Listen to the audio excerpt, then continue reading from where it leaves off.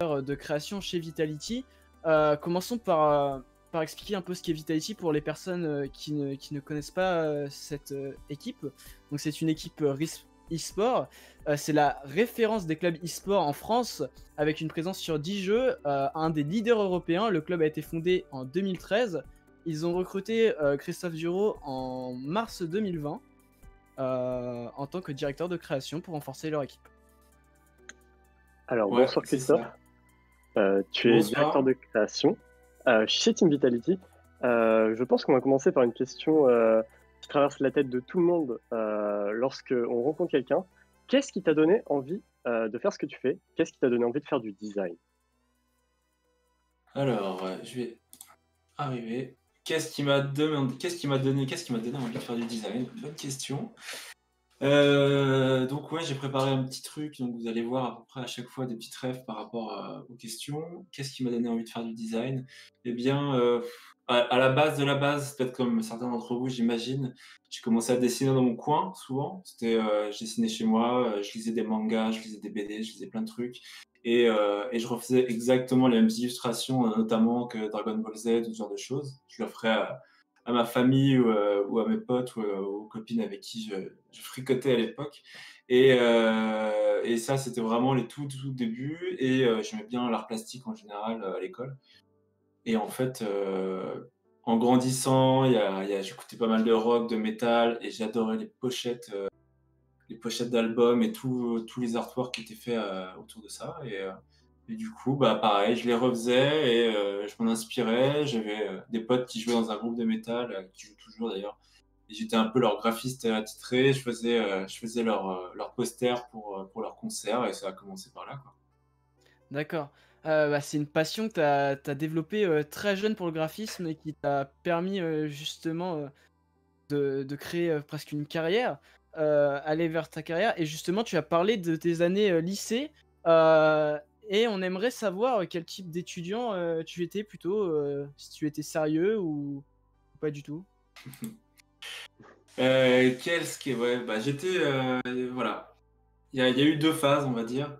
Il y a vraiment eu la phase lycée où je sortais du collège et c'était un nouveau monde pour moi. C'était vraiment, j'ai fait une école en Sarthe, je viens de Sarthe, à côté du Mans.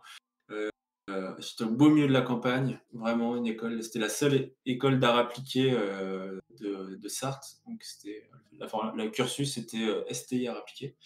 Et en vrai, j'adorais cette formation, c'était cool, je me suis fait plein de potes. Mais à l'époque, je faisais vraiment, vraiment tout le temps du basket et c'était mon délire et je pensais qu'à ça. À chaque pause, j'allais sur le terrain de basket jouer avec mes potes.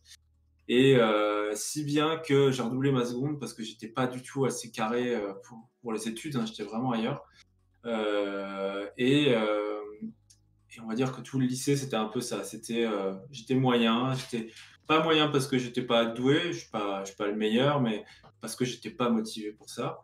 Et en vrai, c'est seulement j'ai eu mon bac, je crois que j'ai fait un an aux Beaux-Arts d'Angers, mais sans vraiment trop participer parce que j'étais pas non plus motivé. Je l'ai fait un peu par défaut. Et en vrai, je me suis fait des potes là-bas. Et un de mes potes, qui s'appelle Ben, avait sorti d'une école à Nantes, l'école Pivot. Et c'était une école où il avait fait un cursus où il avait appris à dessiner les bandes dessinées, il avait appris toutes les techniques d'illustration. Mais vraiment, voilà, c'est des cours complets sur comment apprendre l'anatomie, le corps humain, comment dessiner comme les peintres de la Renaissance, enfin les techniques. On ne faisait pas des peintures de la Renaissance, bien évidemment, mais c'était vraiment des cours de base sur des choses hyper intéressantes et hyper techniques. Et j'ai fait les concours, je me suis motivé de ouf pour faire ce concours, alors que j'étais vraiment le plus feignant des gars à l'époque. Et en vrai, j'ai réussi. Et en fait, là, ça a switché. Là, j'étais passé d'un élève un peu lazy à un élève vraiment appliqué, sérieux. J'étais pas du tout le meilleur, mais par contre, j'adorais ce que je faisais, quoi. Et c'est vrai que c'était tous les jours, tous les soirs du taf. J'avais pas de vie à côté. J'ai même arrêté le basket pendant un an et demi, 2 ans, parce que je pouvais pas suivre le rythme sinon. Donc voilà. C'est très intéressant de voir que finalement, malgré tout, tu as quand même su t'intéresser à des techniques qui sont vraiment très, très difficiles d'acquisition, hein. Les techniques de dessin traditionnelles, c'est pas tout le monde qui peut les acquérir. Et forcément, se lancer dans le grand bain des études, ça peut faire peur et je pense que tu es bien placé pour le savoir.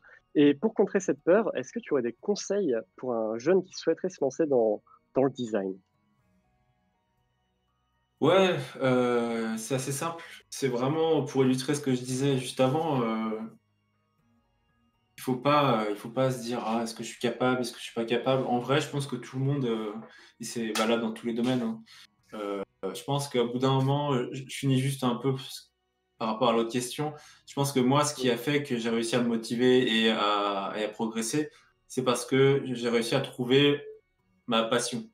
Et ma passion, c'était pas, l'art en général, c'était, apprendre, des techniques et surtout et réussir à faire des résultats, rapidement en fait, réussir à dessiner un corps humain, réussir à même si à l'époque c'était pas parfait, mais réussir à faire des planches de BD, réussir à faire des illustrations comme le prof nous faisait, enfin, c'était vraiment plein d'inspiration et puis tous les élèves étaient meilleurs les uns que les autres, donc forcément moi je me suis fait des potes qui étaient ouf de dessin. J'avais leur niveau et je travaille avec eux maintenant, je les fais même taffer chez Vitality en tant que freelance. Donc tout ça pour dire, pour revenir à la question, cette école, il y avait tellement de rythme qu'on était obligé de travailler tous les jours. Et en travaillant tous les jours, on s'entraîne tous les jours comme un sportif de haut niveau, comme un cuisinier, comme qui vous voulez. Bah, tu deviens meilleur au bout d'un moment. Et ça, c'est la clé, la régularité. Travaille tous les jours et tu verras qu'il n'y a pas de souci. Au bout d'un moment, il y aura soit un déclic, soit sans se rendre compte, on arrivera, enfin, on arrive vite à taffer, et à être efficace et à s'améliorer et on repousse systématiquement les limites. Mais il faut tout le temps s'entraîner. C'est comme dans le sport, comme ce qu'on veut. C'est ça, c'est la clé. Merci, pour ce conseil. De toute façon, je pense que pour progresser dans un domaine, c'est souvent le fruit d'une dure labeur et cette labeur qui t'a amené vers une vraie carrière de graphiste. Mais dans cette carrière, on a relevé un réel virage, vers le monde du sport. Comment tu peux expliquer ça?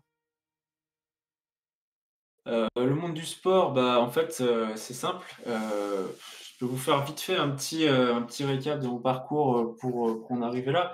Heu, j'ai taffé dans pas mal de choses. Au final, moi, je suis arrivé sur Paris, je sais pas, ça devait être 2007 ou 2008. 2008. Je cherchais du taf, il y avait rien. Parce que j'avais beau faire une belle école d'illustration et tout, en fait, bah, c'était vraiment, la montée, des métiers du web et des métiers digitaux. Du coup, moi, mes techniques de peinture, tout le monde s'en foutait et du coup, j'ai taffé, pour un laboratoire pharmaceutique. Je faisais des invitations, je faisais plein de trucs comme ça. Je travaillais chez Rue du Commerce, où là, j'ai appris un peu plus le métier de web designer et toutes les contraintes liées, au digital.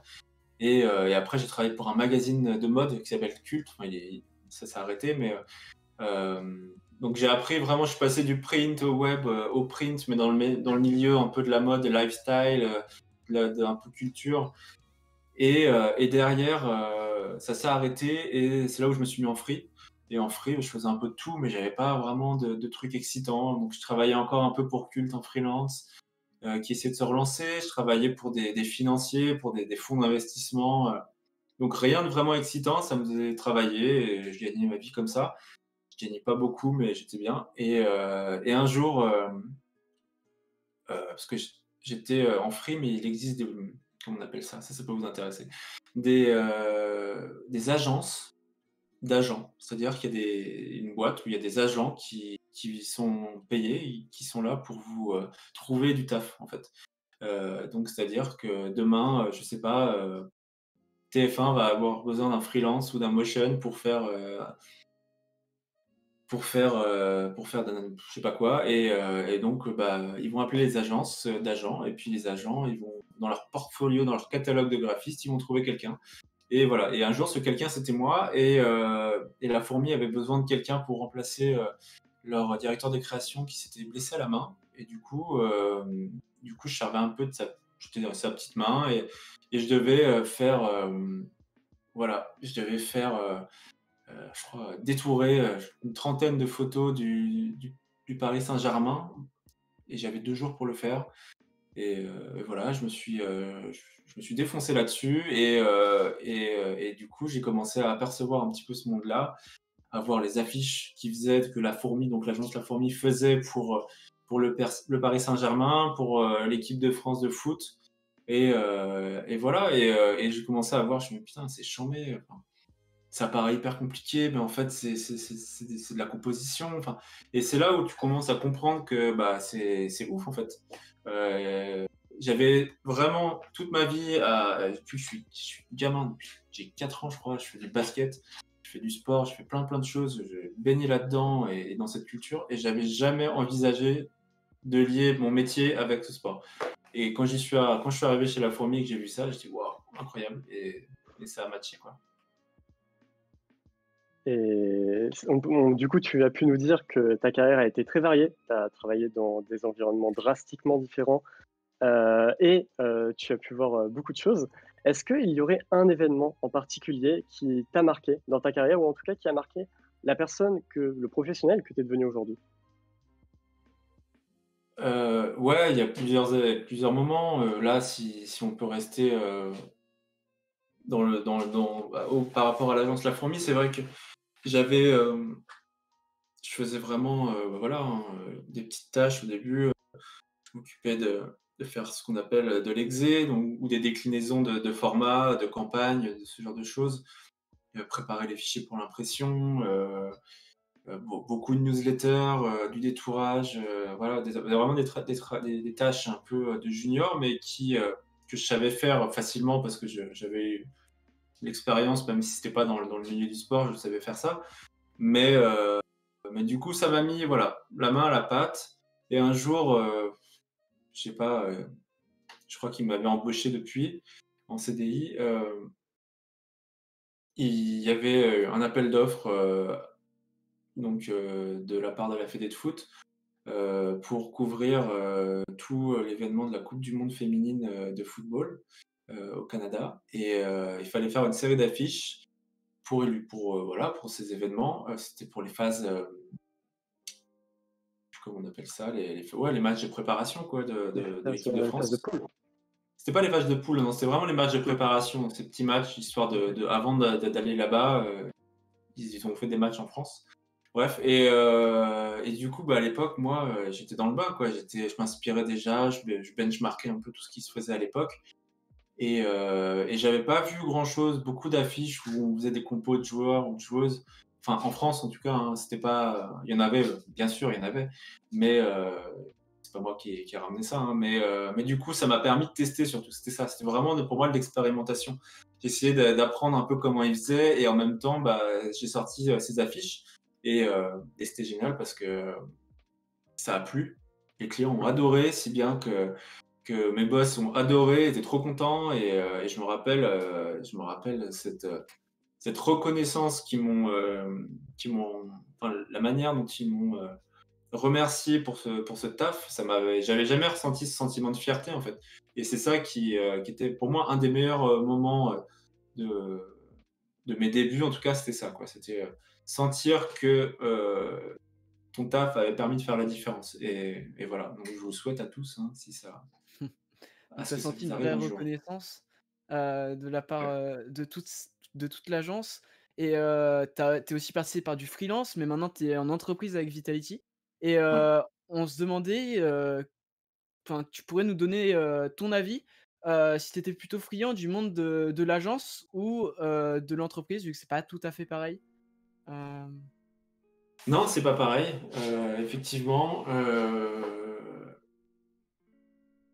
c'est pas pareil. Le monde de l'entreprise, comme Vitality, par exemple, ou d'autres, et versus une agence, ça fonctionne pas de la même manière.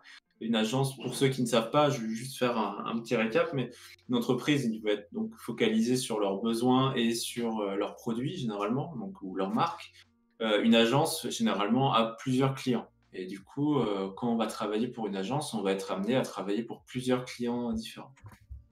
L'avantage d'être dans une agence, c'est que si, en tant que graphiste en tout cas, on travaille pour plusieurs clients, on est obligé de faire des choses un peu différentes et du coup de tout le temps d'être en train d'expérimenter on va dire, on va pas vendre 2 fois la même affiche à 2 clients différents, par exemple. On est obligé de se pousser à explorer différentes options, à trouver des nouvelles manières de faire des créas. Et ça, c'est hyper formateur. Donc, généralement, il y a beaucoup de graphistes qui commencent même à trouver des stages dans des agences de com pour se faire la main, quoi, pour apprendre le métier, apprendre à, c'est con, hein, mais des trucs bien détourés, faire des beaux photomontages, euh, les bases voilà, bien faire des newsletters responsives ou des sites ou peu importe le domaine dans lequel vous voulez travailler ou dans le motion, à apprendre les bases. Enfin, je pense qu'on apprend beaucoup en études, mais c'est vraiment en travaillant dans une boîte qu'on apprend le plus rapidement.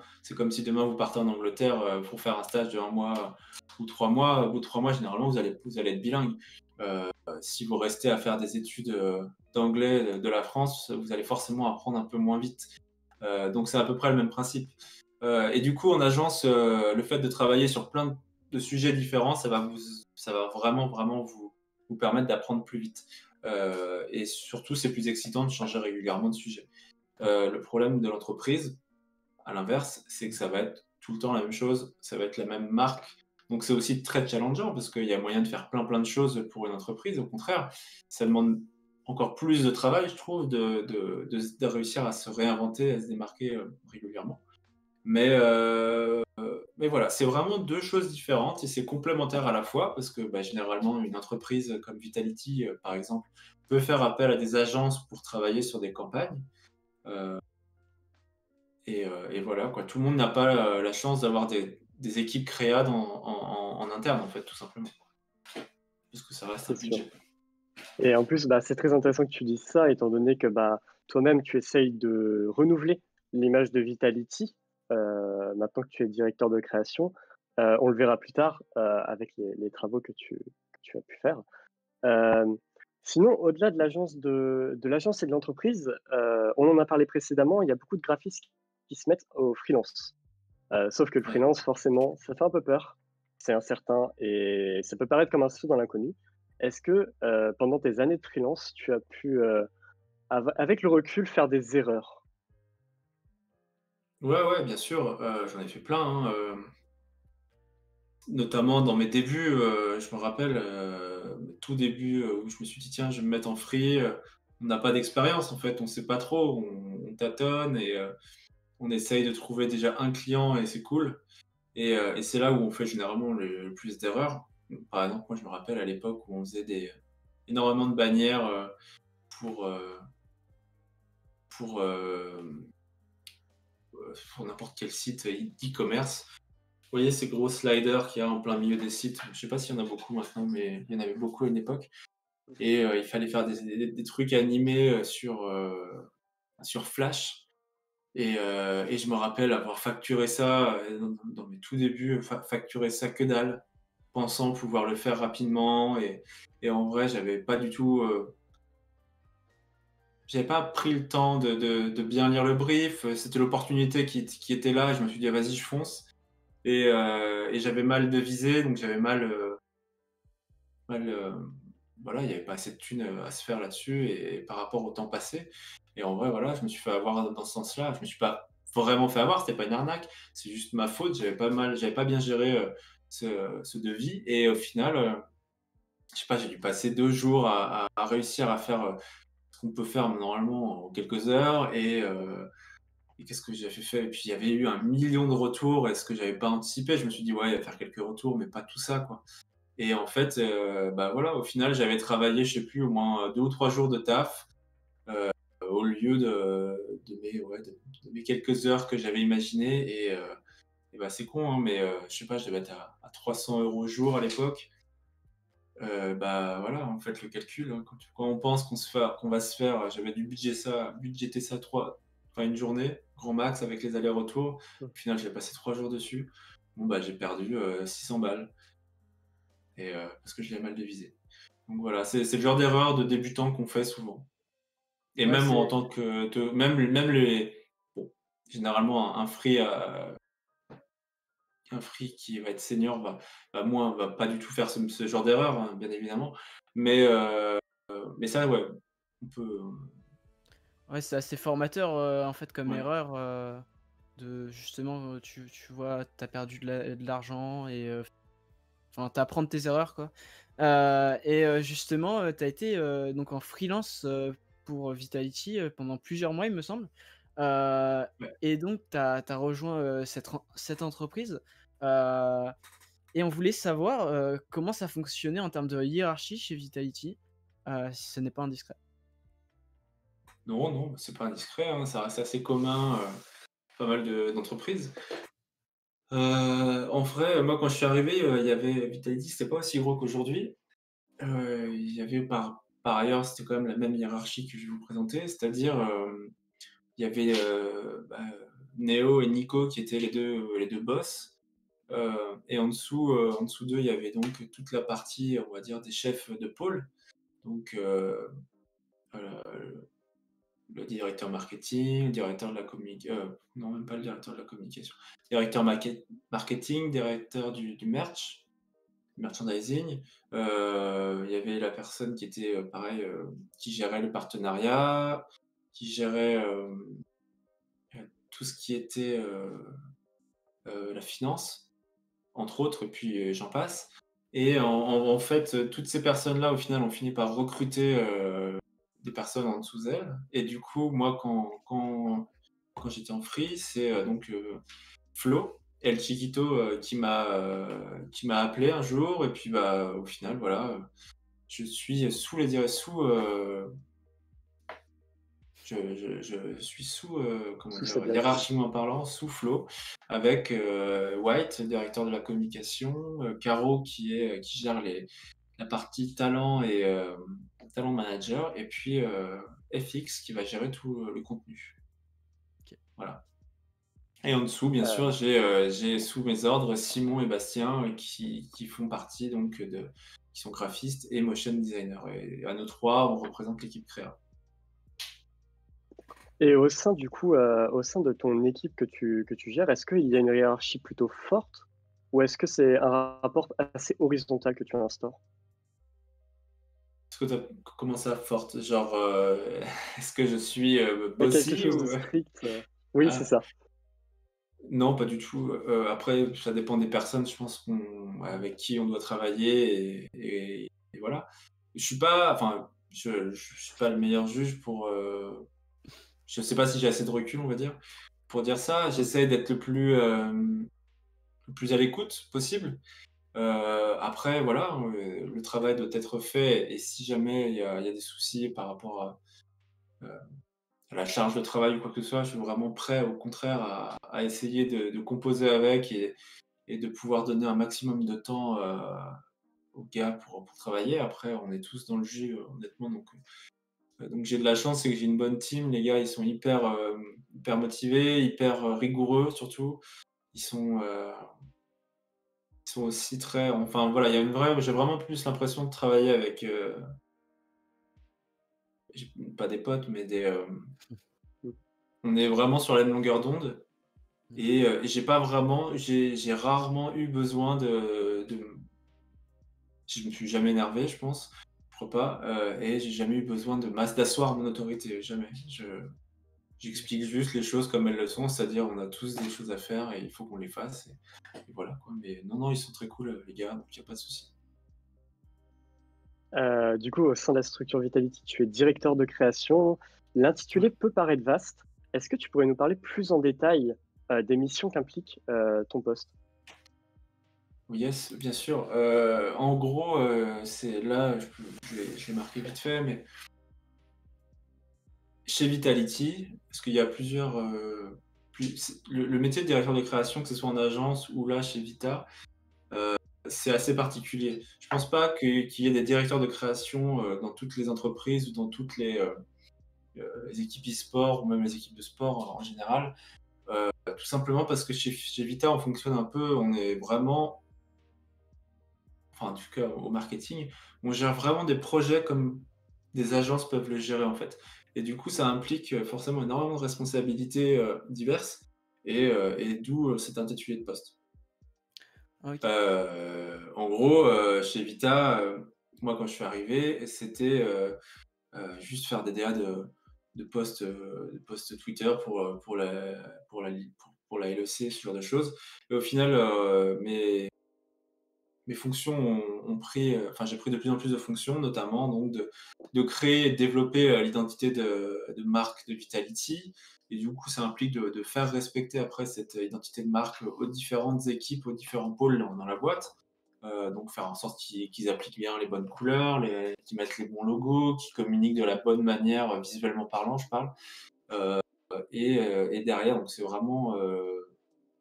Et puis aussi aux partenaires et à toutes les personnes avec qui on va être amené à travailler.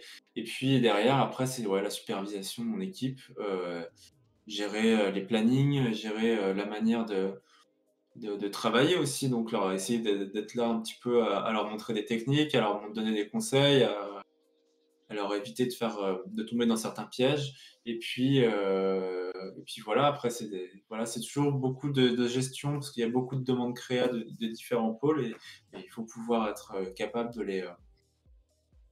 d'organiser tout ça. Et c'est pas facile. Moi, là encore, il y a tellement de travail que je me suis aperçu, je pensais être un minimum organisé, je me suis aperçu que je n'étais pas du tout organisé. Et j'ai dû apprendre et à mieux m'organiser pour faire face à tout ça. Et donc, c'est ça aussi le métier, je pense, de directeur de création, c'est de savoir composer avec tous ces petits trucs et tout en réussissant à maintenir cette image de marque qui a été créée à un bon niveau, quoi. Donc voilà.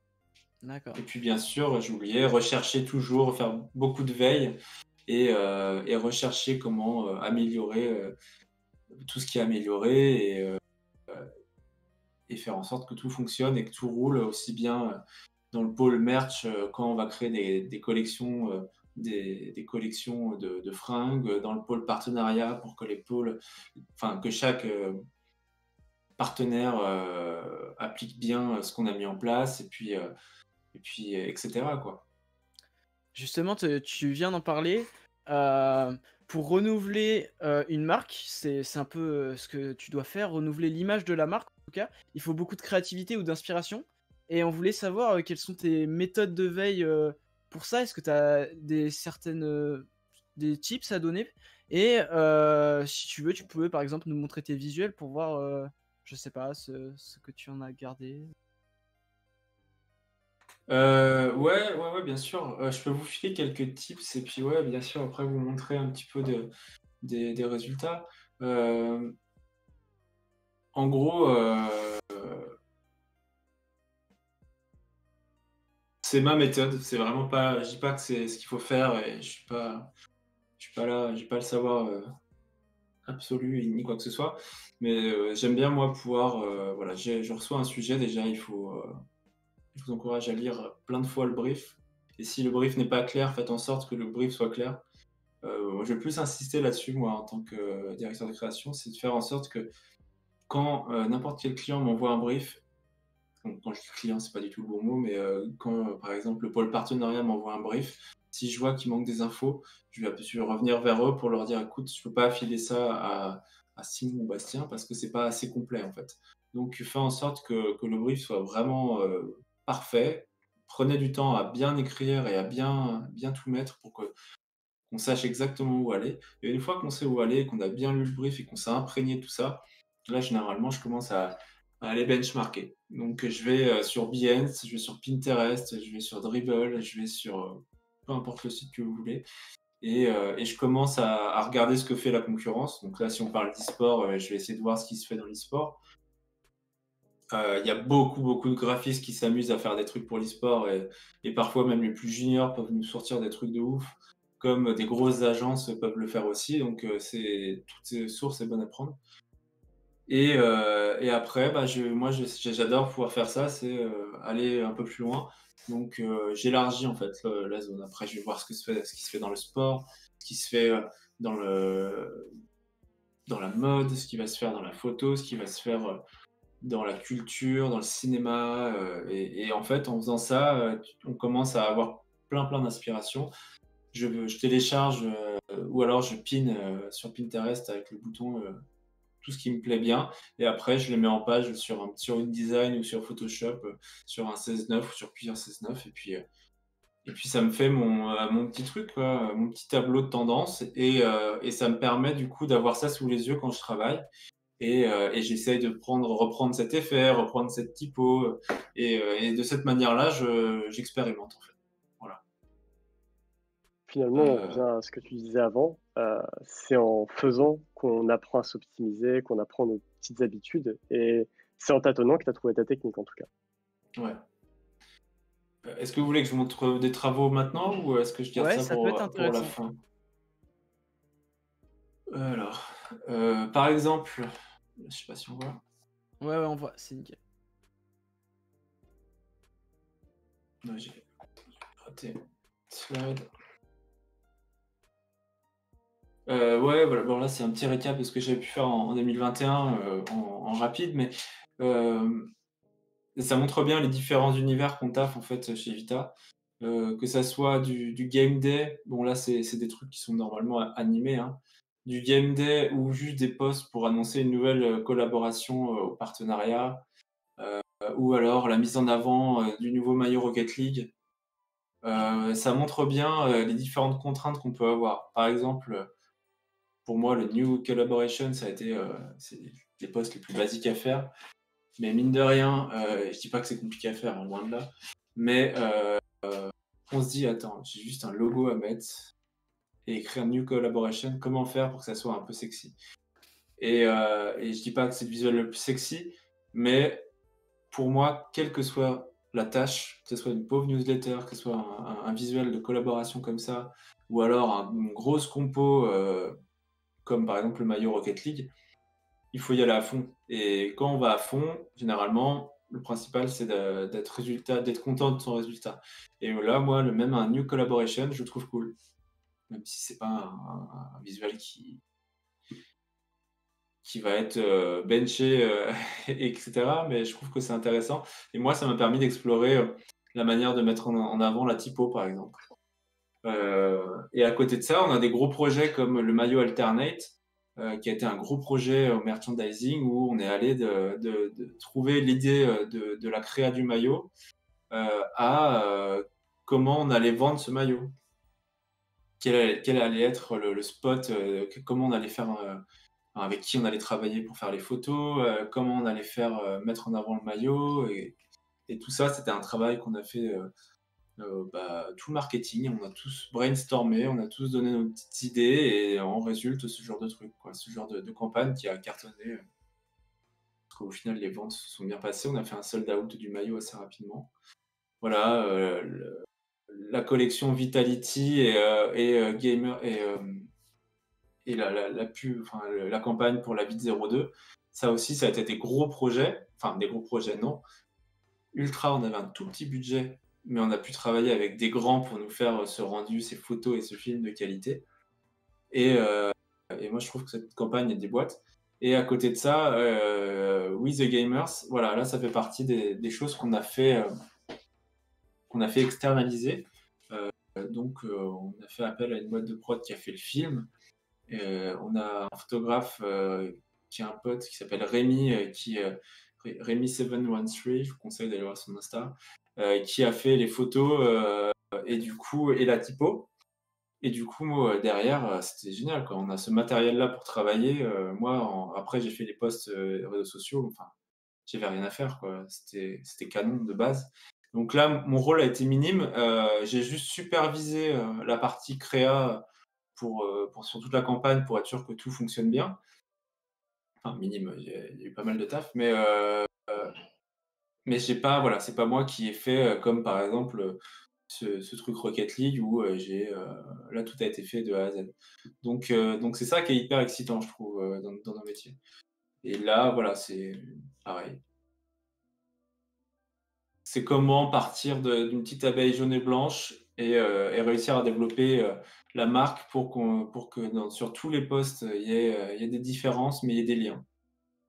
Donc voilà, ça c'est le genre de taf que je vous souhaite de faire plus tard, c'est d'essayer de trouver des idées pour en faire en sorte que tout soit cohérent. Par exemple, là, on peut voir que sur tous les posts, on a Rocket League, on a 4 jeux différents là et vous allez avoir systématiquement, mis à part les couleurs, le pattern qui a été créé en lien.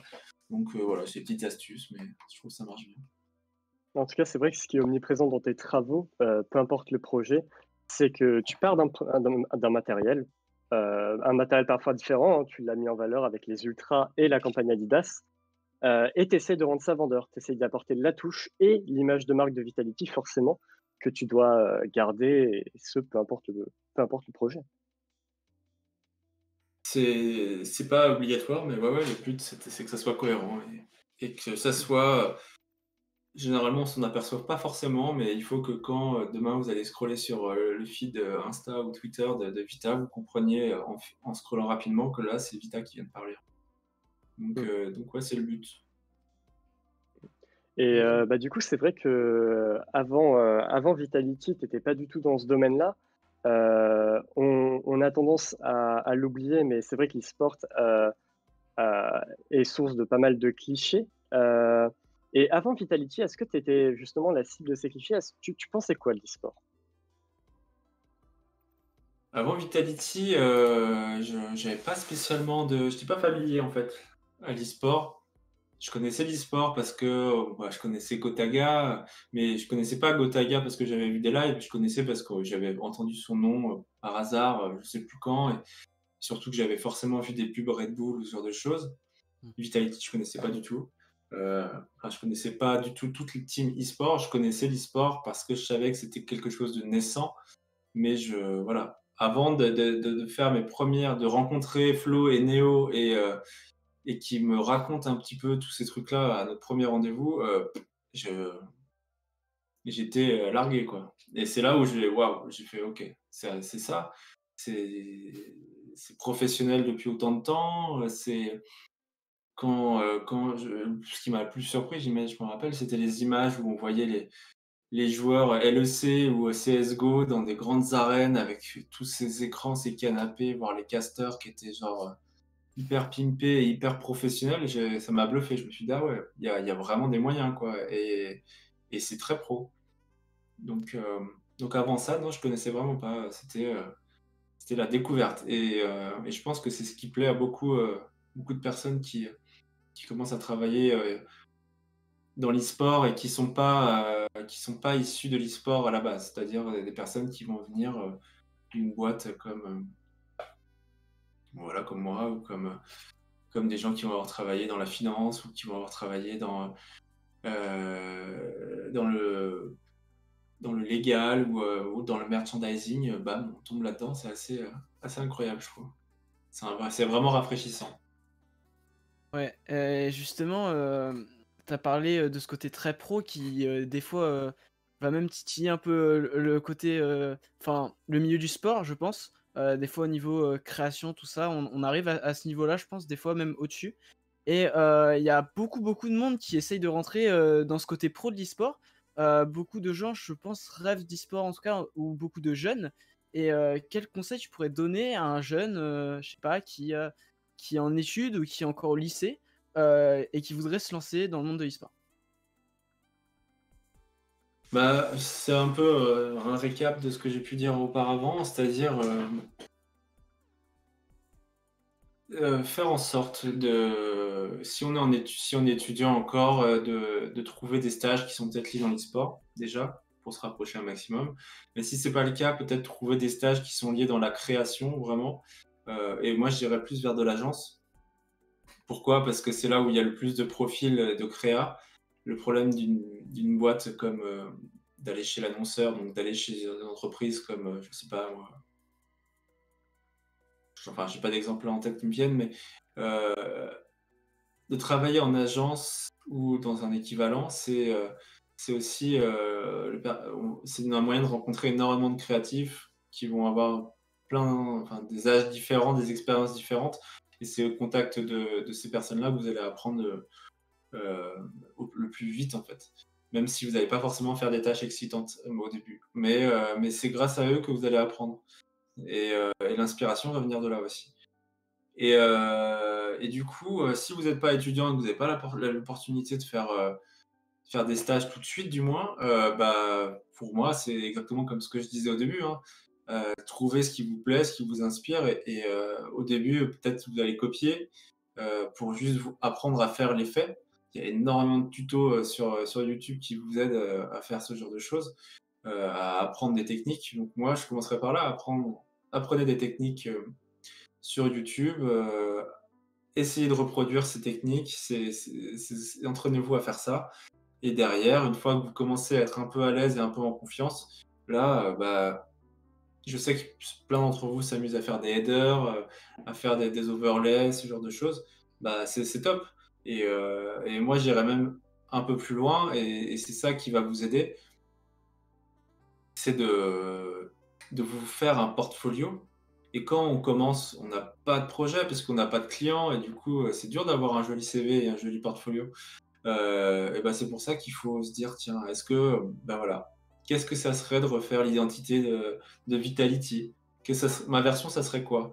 et heu et du coup, se lister ce qui peut être bien de faire. Donc c'est-à-dire peut-être refaire le logo, heu, refaire des posts réseaux sociaux, pour les jeux, refaire, j'en sais rien, la mise en page, de guidelines, enfin d'identité de marque pour Vitality ou pour une autre marque. Ou alors, je sais pas, Gotaga va faire un événement, ça va être un événement lié à Cold War, j'en sais rien. Bah, tiens, si je refaisais, des overlays, parce que Cédric l'a très bien fait, je trouve, le graphiste qui travaille avec Gotha. Il a pris, l'univers de Cold War et il l'a appliqué sur les overlays de Stream et il a fait tout un univers en se disant: «Tiens, heu, je vais mettre un petit côté Cold War, guerre froide avec, en trouvant des éléments à droite à gauche pour faire des compos qui, je trouve, ça déboîte. Et au final, ce genre de choses, bah, c'est de l'entraînement. Et faites plein de faux projets comme ça. Partagez avec la communauté de graphistes aussi bien sur Twitter, il y a une grosse commu, ou alors sur Behance. Même si votre projet n'est pas terminé, balancez tout ça. Et surtout, c'est cette phase où il faut, et c'est ce qui est le plus dur, et même moi aujourd'hui, je n'ai pas forcément beaucoup de recul toujours à chaud quand je suis fier d'un projet, mais c'est de se dire, OK, je viens de faire un truc, je suis fier, mais je veux quand même demander l'avis des autres. Et surtout, faut pas prendre les critiques négativement, faut plus se dire: «OK, j'aime pas ce que j'entends, mais je le note et demain ou dans 1 heure, je vais relire ça et je vais voir ce que je peux faire». Et là, on commence à faire une V2, une V3, une V4 et c'est là où on apprend vraiment. C'est exactement comme, quand on fait de la muscu et que si on fait juste des pompes au début et qu'on s'arrête, bon, bah, au final, ça n'a pas fait vraiment grand-chose, on n'a pas progressé. Mais par contre, si on s'entraîne et qu'on continue jusqu'à ce qu'on soit vraiment crevé, et c'est là où on progresse. Bah, là, c'est pareil, en fait. Sauf de temps en temps, one shot, la première version, c'est la meilleure, mais généralement, il faut vraiment creuser, creuser, creuser, approfondir, reprendre les avis des autres et essayer de voir comment on peut s'améliorer. Et c'est là où vous allez réussir à faire des projets qui déboîtent vraiment. Donc voilà, je suis allé un peu plus loin que je ne le pensais, mais dans le principe, je vous conseille vraiment toujours de s'entraîner, bien sûr, régulièrement, mais surtout approfondir. Et Mmh. pour avoir fait passer pas mal d'entretiens pour des stagiaires, je peux voir les personnes qui ont réussi à aller un peu plus loin que juste faire un petit header, et qui sont amusés à expérimenter par rapport à ceux qui sont juste restés très, voilà, j'ai fait une petite créa et ça me plaît et je cherche pas à savoir si ça plaît aux autres, mais voilà. Donc il faut vraiment, se forcer à approfondir et c'est là où vous allez vous faire kiffer, hein, aussi d'ailleurs. Merci beaucoup pour tes conseils. Toi, c'est ce que tu as pu faire, on imagine, avec ton amour du basket, avec, forcément les joueurs de NBA peut-être, faire des visuels pour t'entraîner comme ça? Ouais, bah, carrément, ouais, c'est vraiment, moi, ça a été ma passion, je sais pas, non, j'ai pas ça là. Heu, Quand j'étais, qu'est-ce que je faisais? Bah, je crois que c'est pendant que j'étais à la Fourmi, ou même avant ou après, enfin bref, il y avait des projets, que je voulais, vendre enfin que je voulais faire pour certains clients, je crois de la Fourmi et et c'était pas possible parce que bah, soit ça avait pas passé, ou alors soit c'était pas le style, ou soit j'avais pas les ressources pour le faire. Du coup, de mon côté, je m'entraînais. Je m'entraînais, voilà, je prenais LeBron James, je prenais Kyrie, je prenais qui vous voulez, et je me suis dit, tiens, je vais faire ça, je vais faire ça. Et c'était vraiment juste du plaisir.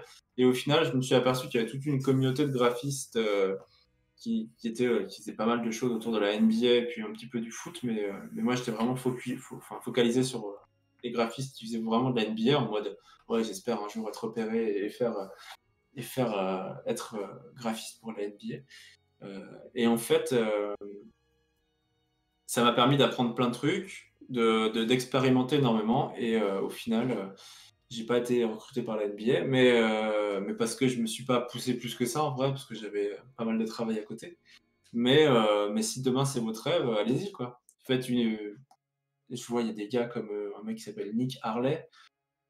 Moi, je me rappelle, ce mec-là, il est arrivé, il commençait à faire 2-3 posts, et il avait 0 abonnés, il faisait que dalle. Maintenant, je sais pas combien de centaines de milliers d'abonnés il a sur Insta, sur Behance, et entre autres, et pareil sur Insta, parce que le mec, je sais pas, il doit faire au moins 3 ou 4 visuels par semaine. Il est hyper productif, et du coup, il s'entraîne beaucoup, et il a vachement progressé. Et il doit pas être vieux non plus, je pense. Donc voilà, on revient à l'entraînement, et ça va vous faire progresser. Encore et toujours. On a parlé tout à l'heure des clichés de l'e-sport, ces clichés qui ont encore une fois la peau dure, que c'est réservé à un certain type de personnes, que c'est réservé pour les jeunes. Est-ce que tu aurais envie de démontrer que certaines idées reçues sur les sports sont fausses aujourd'hui? Bah, bien sûr, il y a il y a tous les clichés qu'on connaît un peu bateau sur les gamers en général, et du coup, l'e-sport est associé, comme c'est associé aux jeux vidéo, c'est souvent, ah bah ouais, c'est des petits gros qui sont dans leur cave en train de jouer aux jeux vidéo, ou alors c'est des boutonneux, des geeks qui ont pas de vie, des no-life. Donc ça, c'est un peu la sale image qui traîne, je trouve. C'est aussi l'image, pour être un peu plus vieux, où parce que c'est réel, mais il n'y a pas d'avenir. Tu vas pas jouer aux jeux vidéo, ça peut pas être ton métier. Enfin, il faut que tu fasses un vrai métier. Donc tout ça, pour moi des vrais. Enfin, ça dépend, hein, bien évidemment. Je ne vais pas dire que tout est faux. Je dis pas que c'est pas fondé. C'est normal d'avoir des craintes. Mais quand je vois par rapport à Vita ou à plein d'autres structures, que ce soit en France ou dans le monde, c'est tellement professionnalisé que bien sûr, c'est normal d'avoir des craintes, parce que c'est un métier qui est encore récent, c'est un domaine qui est encore très récent.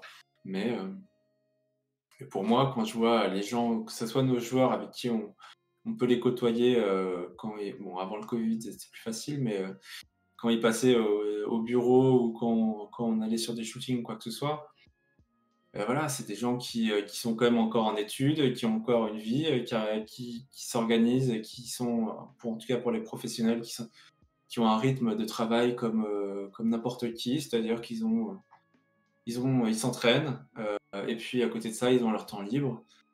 Mais c'est pas juste, tiens, je vais rester chez moi et rien faire et manger des McDo, quoi. Non, au contraire. Et surtout chez Vita, où nous, on les encadre vachement, quoi. Mais eh bien, merci, d'avoir, répondu, à nos questions principales. On va passer, donc aux questions, du public, notamment sur, Twitch, où, vous pouvez poser vos questions dans le chat. N'hésitez pas, je crois qu'il y a Inkurs qui a déjà posé une question. Oui. Je vais laisser Travis, la poser. Alors du coup, Inkers demande, par rapport au stage, quels est vos conseils pour se faire voir du coup, forcément, il y a énormément de candidatures. Qu'est-ce qui ferait chavirer votre cœur de professionnel? Cœur de professionnel. Non, bah là, pour le coup, je viens de sortir d'une phase de recrutement de stagiaire, donc je peux vous donner vite fait, moi, ma manière de procéder dans ces cas-là. C'est ma manière, hein, c'est vraiment pas, encore une fois, je dis pas que c'est les meilleurs ou quoi que ce soit, mais j'ai pas beaucoup de temps. comme la plupart des gens, je me rappelle très bien à l'époque où je postulais, où j'envoyais 15, 20, 50, 100 CV et j'avais zéro réponse et je me disais: «Mince, pourquoi il me répond pas? Il a aucun respect, ça se fait pas et tout». Et et dans ce moment-là, tu te poses pas forcément tout de suite la question du: «Ah mon CV il est pas bon» ou «Mon portfolio il est pas terrible, je peux l'optimiser en fait».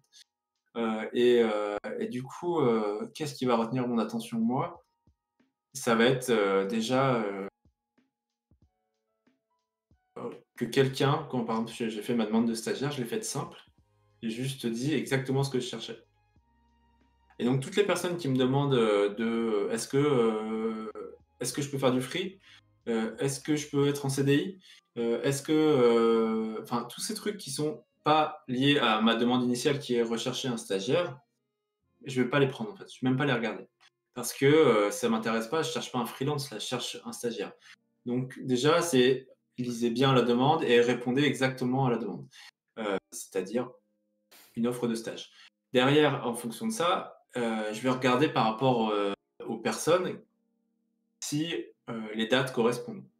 Donc en fonction de ça, voilà, ça me permet moi d'écrémer tout de suite. Donc si une personne va me dire: «Ouais, je serais trop chaud, je suis motivé, nanana», mais que les dates elles correspondent pas, bah, même si c'est hyper cool, et que je serais ravi de discuter avec ce profil, j'ai pas le temps pour ça et donc je vais pas pouvoir répondre favorablement à cette demande.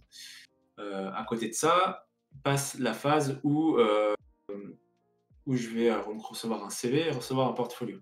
Honnêtement, dans notre domaine de créa, je regarde même pas le CV. Je le regarde vite fait, mais je vais plus regarder comment il a été fait le CV graphiquement parlant, c'est-à-dire voir s'il y a des fautes techniques sur la manière ou des fautes d'orthographe sur le CV. Ça va me donner une idée déjà de la rigueur du profil, en fait. Donc si vous faites un CV, qu'il soit hyper créatif ou hyper sobre, parce que même la sobriété, ça peut être très, très beau. Je vous encourage à benchmarker, tout ce qui est, identité de marque, tout ce qui est branding et regarder ce que font les autres, les professionnels, pas forcément en termes de CV, mais en termes de mise en page. Qu'est-ce qui est beau? Qu'est-ce que vous allez trouver joli dans une mise en page? À partir de là, vous faites inspirez-vous de ces mises en page qui vous semblent jolies. C'est comme un projet professionnel en fait, hein, et vous allez refaire ce truc-là, sur votre CV. Donc une belle mise en page, moi ça peut m'attirer, plus que le contenu du CV. Derrière, votre portfolio, bah, le portfolio c'est pareil, il doit être bien mis en page et et si vous n'avez pas et c'est pour ça que tout ce que je vous disais tout à l'heure, ça c'est une question qui est cohérente, la manière dont on va postuler. C'est, bah, si tu t'es entraîné en amont et que tu as fait plein de projets et que ces projets tu les as travaillés, tu as demandé les avis des autres et qui sont du coup aboutis, même si c'est des faux projets. En fait, moi, je m'en fous que tu aies travaillé pour, Gotaga, que tu aies fait une bannière ou une miniature, pour, un tel. Honnêtement, je m'en moque. Ça veut rien dire pour moi. Ce que je vais voir, c'est est-ce que ça a été bien fait? Est-ce que la technique, elle est, intéressante? Est-ce qu'il y a du potentiel? Et c'est ça, moi, qui va m'intéresser. Et du coup, je vais tout de suite voir s'il y a eu de la rigueur derrière le travail, derrière les projets versus les projets en eux-mêmes. Et du coup, ça passe d'une par la mise en page, est-ce que ça a été bien mis en page, et derrière le contenu, est-ce qu'il est cohérent. Le piège qu'on peut faire, c'est de vouloir tout mettre, tout ce qu'on a fait, tout ce qu'on a fait à l'école, tout ce qu'on a fait chez soi, et pour montrer qu'on a fait plein de choses. Mais en vrai, si c'est plein de choses et qui bof, bah, ça va plutôt desservir. Alors que s'il y a que, je sais pas, deux ou trois projets mais qui sont canons, bah, banco. Moi, le premier stagiaire, Simon, que j'ai embauché et du coup qui est maintenant en CDI avec moi et qui défonce, il était boulanger avant, boulanger-pâtissier, il s'est reconverti, il avait, 2 ou 3 projets, je crois, à me proposer et ça déboîtait. Ils étaient hyper aboutis, hyper pro, hyper matures et c'est ça qui a fait que j'ai recruté. Voilà. Ok, donc c'est plus un recrutement sur la création graphique et la technique, plus que sur un profil et un CV que tu recrutes. Ah ouais, il peut y avoir des coups de cœur après, hein, des gens qui peuvent être hyper talentueux et qui vont en faire, simplement des très belles choses. Je dis pas qu'il faut pas présenter, je dis juste présenter ce dont vous êtes le plus fier et ce dont vous êtes le plus fier, ça va être beaucoup plus facile à défendre et à présenter qu'un projet où, ouais, bon, j'ai fait ça, mais c'est pas terrible. Il faut toujours montrer, ou en tout cas, si vous arrivez avoir un entretien, présentez ce dont vous êtes le plus fier. Et le reste, ça sert à rien. OK. Pour la prochaine question, je vais faire une petite mise en contexte parce que, pas tout le monde va comprendre. Mais, moi et Travis, donc on est des étudiants d'éthique et Fallen 9 est rattaché à cette école. Et donc c'est une école, de la tech et beaucoup de personnes de chez Fallen 9, viennent de cette école. Donc c'est une école dans le design, dans le développement, mais aussi dans la communication et justement un de ces étudiants, donc il y a beaucoup de ces étudiants qui nous regardent ce soir, heu, se poser la question: «Est-ce que vous connaissiez Ethic?» de nom et est-ce que vous avez une idée ou quoi que ce soit dessus? Aucune, non, honnêtement, pas du tout. Je vais être franc. Je connaissais Ethic parce que ça sonne comme pas mal de boîtes ou d'écoles de commerce ou de ce truc comme ça. Des choses un peu, je sais pas, bon, ça m'avait pensé à ça honnêtement. Et, et après, je connaissais pas, mais la manière dont vous m'avez contacté et ce que je disais tout à l'heure quand on était offline, mais vous arrivez à, malgré votre jeune expérience, à rester très professionnel et du coup, voilà. Donc, non, je connaissais pas, mais, mais j'imagine que c'est très bien cadré et que c'est très bien. Vos professeurs vous ont bien appris. Merci à vous. Il y a quelqu'un qui vient de poser une question sur Twitch et qui a demandé, vous avez parlé de la gestion d'équipe et dans les études, on est souvent confronté aux travaux de groupe. Est-ce que vous pourriez nous donner des conseils pour gérer les conflits dans les groupes? Bah, c'est pas que dans les groupes, hein, c'est dans la vie, mais enfin, c'est mon avis encore. Heu, c'est l'écoute. Il faut écouter, les gens, même si on n'est pas d'accord, faut prendre du recul et écouter, ce que chacun a à dire et en essayant de se mettre à sa place. Si vous vous mettez à la place de l'autre, vous allez essayer de comprendre, vous allez peut-être essayer de mieux comprendre ce qu'il veut dire, parce que parfois, en fait, c'est juste un problème de communication. Quelqu'un qui ne sait pas communiquer ou qui n'arrive pas plutôt à communiquer, moi le premier, hein.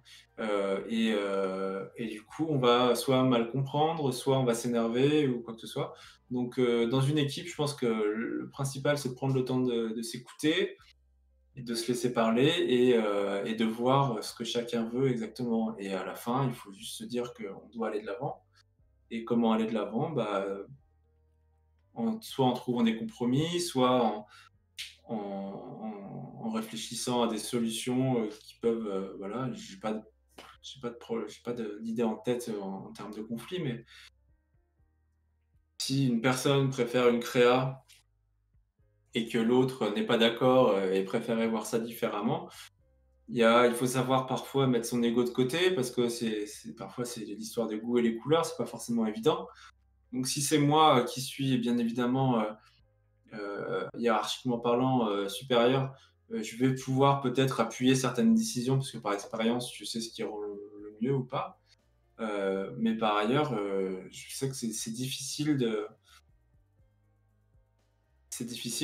dire: «Non, c'est moche, non, enfin, c'est pas enfin, faut pas faire ça, quoi». Il faut essayer d'être un peu plus ouvert. Donc, s'il y a un conflit de ce genre-là, le mieux, c'est d'essayer de vraiment de se mettre dans la tête de la personne qui est soit vexée, soit qui va être, en désaccord et de faire tout pour la comprendre, pour essayer de dénouer le problème. Voilà, je sais pas si j'ai répondu à la question, mais J'espère que Heu, si. oui, ça va. Et justement, il y a une question donc qui vient d'être posée par, notre DA à nous, qui, s'appelle Inès et elle voulait, savoir un avis, sur la direction artistique ou en tout cas sur les affiches graphiquement de la FNAC. j'ai pas tout regardé, j'avoue. Enfin, je sais pas jusqu'où ça va. J'ai bien sûr, vu tout ce que vous avez fait, sur la promo de cet échange et tout ça. Donc non, c'est propre, c'est carré. Moi, ce que j'aime, c'est que ça soit simple. Que ça soit simple et qu'il y ait pas, 15 000 effets partout, pour faire de l'effet, en fait. Et même si, je pourrais toujours retrouver à dire, j'ai trouvé ça, plutôt propre et de bonne OK. qualité. Est-ce que tu peux Euh, développer s'il y a besoin, mais Bah, là, si tu veux, là, j'ai hein, juste, le visuel avec ma ça tête ça dessus, ça peut donc être c'est pas formateur, d'avoir un avis, N'hésitez pas s'il y a des questions Bien à sûr. m'envoyer des DM sur Twitter où je pourrais vraiment. J'avais vu quelqu'un qui voulait me balancer son CV pour avoir un avis. On voit, hein. Faut juste ne pas s'attendre à ce que je réponde du tac au tac parce que voilà, je vais voir le message, je vais peut-être mettre 1 semaine, 2 semaines, 3 semaines avant d'y répondre.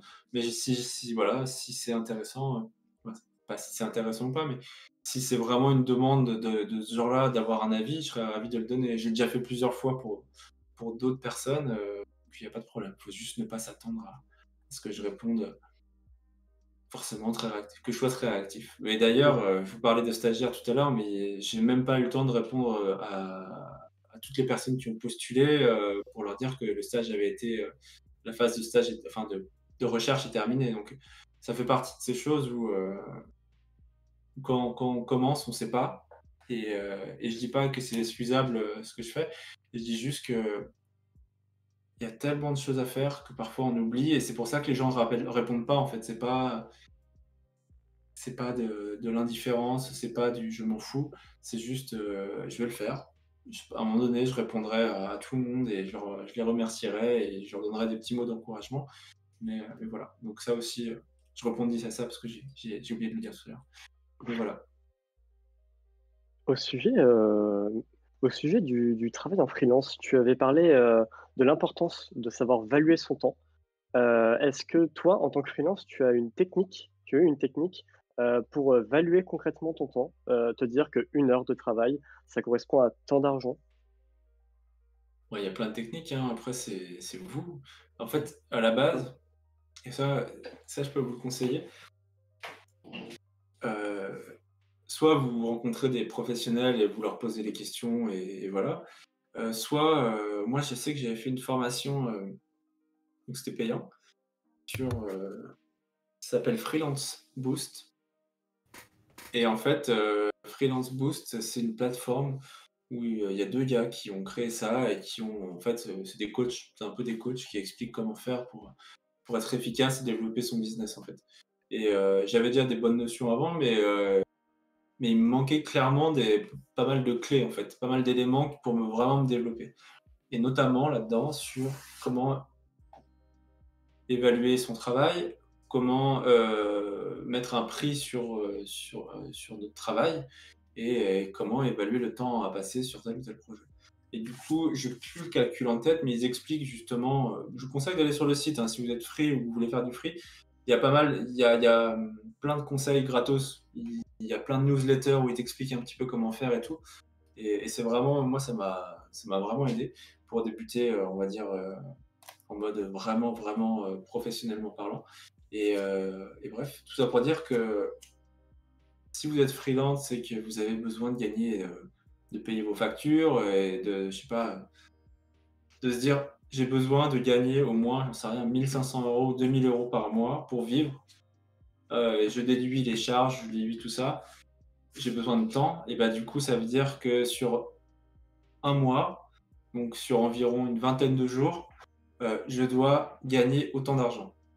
Et du coup, après, vous faites le calcul, vous divisez et vous voyez, vous divisez par le nombre de jours, le nombre de jours, travaillés et vous comprenez que, bah, il faut faire, je sais pas, 300 € par jour pour réussir à gagner, ces 2 000 €, et j'ai pas fait le calcul, il est sûrement faux, hein, mais c'est 2 000 € à la fin du mois. Et du coup, c'est vraiment, prenez le problème à l'envers. Ne vous dites pas: «Tiens, je vais me mettre à temps». Non, dites-vous: «Je dois gagner au moins tant pour être bien» et du coup, ça va vous donner une idée du tarif que vous allez devoir, appliquer. Mais par expérience, un junior va commencer vers les 200-250 €. Vraiment, c'est le minimum, hein, 200. Heu et un senior, bah, il y a pas de limite après. Senior, ça peut Et être, justement, 1 000 balles par jour, voire plus si vraiment, vous êtes très, très fort. on va continuer sur, le freelance et une question de Lucas Boucher, qui se pose la question: «Est-il convenable et possible à la fois de travailler en freelance et en parallèle dans une entreprise?» Oui, bien sûr. Il y a des statuts qui permettent ça et il faut aussi que l'entreprise soit OK, que de ce truc-là. pas que ça retombe sur le dos. Il faut en fait, il y a plein de gens qui font ça. Moi, le premier, je l'ai fait à une époque, mais il faut bien comprendre que ça implique beaucoup de choses.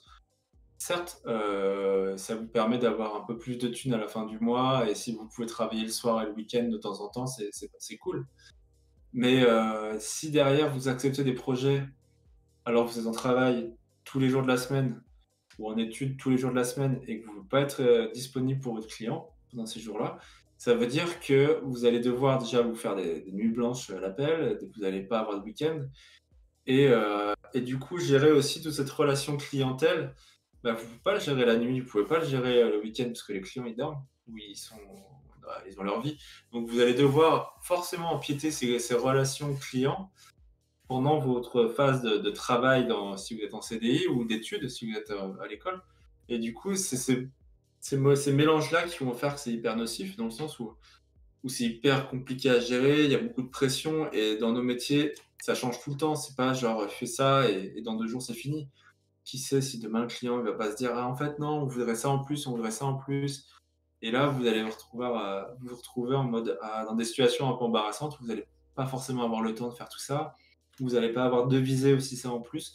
Donc moi perso, je te déconseille si vous avez beaucoup de travail et que vous avez très peu de temps libre.